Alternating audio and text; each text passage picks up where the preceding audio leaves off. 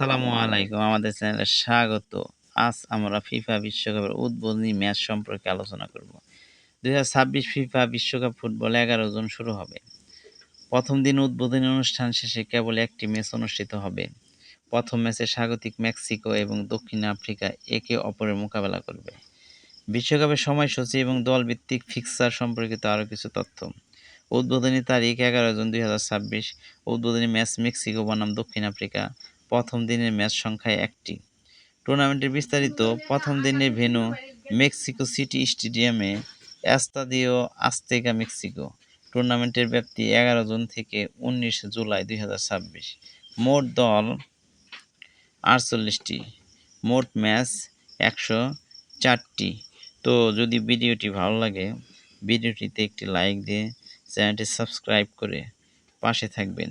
আর পাশে থাকা বেল আইকনটি অন করে রাখবেন। আর ভিডিওটি অবশ্যই সবার কাছে পৌঁছে দেন, শেয়ার করে দেবেন। আসসালামু আলাইকুম। ধন্যবাদ।